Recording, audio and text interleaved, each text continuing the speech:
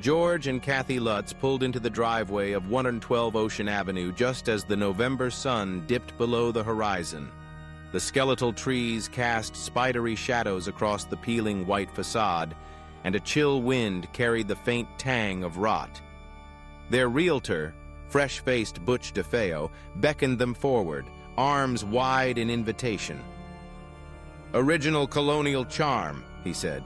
"A steal at this price." Inside, the air felt heavy, as though the house was breathing around them. The checkerboard tiles of the foyer were cracked and stained, and each footstep echoed unnaturally. Kathy reached for the banister, only to recoil at its icy touch. George forced a grin.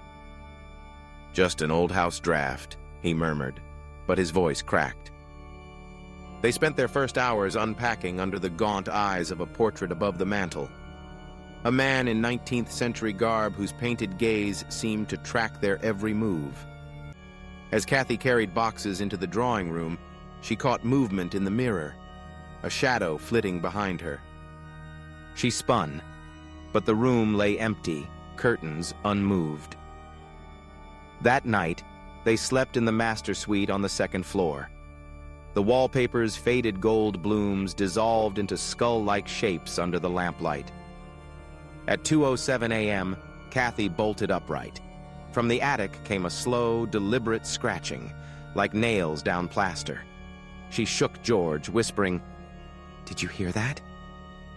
He pressed a pillow over his head. "It's nothing." A child's giggle, low and mocking, drifted down the hall. The scratching ceased abruptly.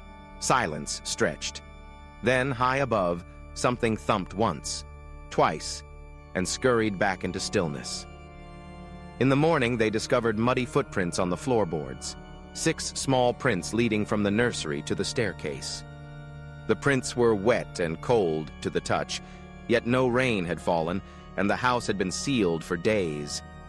Unease settled like dust in every room.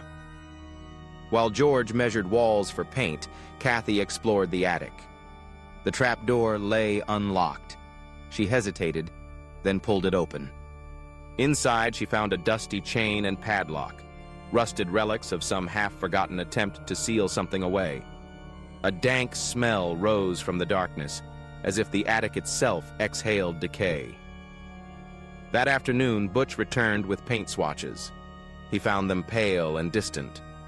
Kathy lifted a sample of pale blue, and in the corner of her eye, she saw the portrait's eyes flash red before the glow faded. When she looked again, Butch was gone.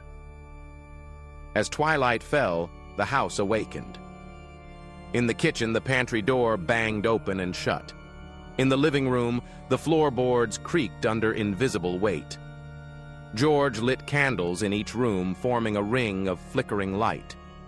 They carried salt in their pockets, hoping to ward off whatever lurked in the shadows. At midnight, the drawing room chandelier swung violently, sending crystals tinkling like shrapnel. The candles guttered out one by one. In pitch darkness, a chorus of whispers rose, 1,000 voices chanting, "Leave or stay forever." Kathy fumbled for her flashlight. Its beam revealed the portrait melting into the wall, the painted man's face distorting as though his flesh were liquefying. A distant door slammed. Something heavy thudded on the staircase. Books, furniture, debris tumbling downward. They fled up the stairs, hearts pounding. In the nursery, the rocking horse spun on its own, its head turned toward them. A pale doll sat propped on the floor, its glass eyes reflecting the flashlight beam. As they passed, the doll's head tilted, its painted lips curling into a grin. Breathless, they bolted into the foyer and found the front door barred by an unseen force. George slammed his shoulder against it. It didn't budge. Behind them, the walls groaned and shifted, as if the house itself were tightening its grip.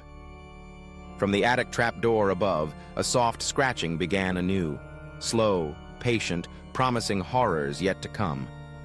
George's shoulder ached from bashing against the unyielding front door.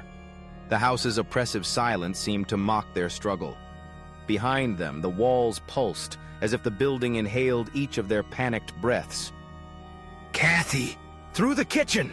he gasped, grabbing her hand. They tore down the hallway, heading for the back door. As they passed the nursery, the rocking horse jolted to a stop and then stomped once as if stamping its hooves in warning. In the living room, the shattered chandelier lay in jagged heaps, crystals glinting like malevolent eyes. In the kitchen, the back door stood cracked. George thrust his weight against it. This time it gave, swinging open into a wall of vaporous blackness that spilled out across the porch. Cold air rushed in, carrying the faint echo of children's laughter. They spilled onto the overgrown lawn, stumbling through tangled grass and broken shrubs. Moonlight revealed gnarled tree roots, like serpent coils reaching out to trip them. Behind them, the house seemed to expand, its windows aglow with crimson light. "Kathy, faster!" George urged as the ground trembled beneath their feet. They dashed toward the street, the laughter rising behind them in shrill crescendos. Flashing headlights revealed a police cruiser barreling down Ocean Avenue, neighbors finally responding to frantic calls. With a mighty lunge, George vaulted over the porch railing, Kathy close behind. They hit the pavement and fell forward, scrabbling to their feet as the cruiser screeched to a halt. Two officers jumped out, torches in one hand, weapons drawn. "Get in!" one shouted. They dove into the back seat just as a deafening roar erupted behind them. The cruiser's lights swung over the house, illuminating a horde of shadowy shapes clambering at windows and clawing at doors.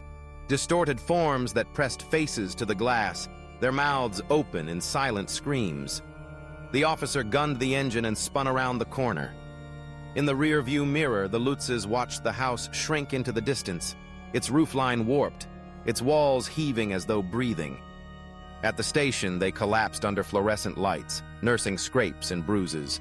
Their clothes were torn, faces streaked with tears and grime. Detective Hernandez arrived, skepticism etched across his face.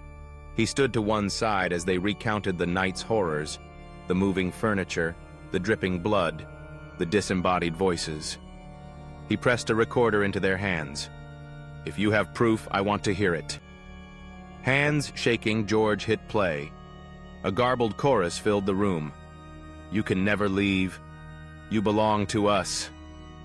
Followed by a child's giggle that made every officer step back.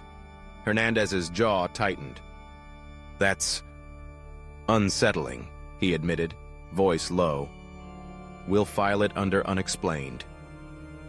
The next morning, the Lutzes signed paperwork to relinquish the house. They sold it at a loss, any buyer warned of its dreadful past.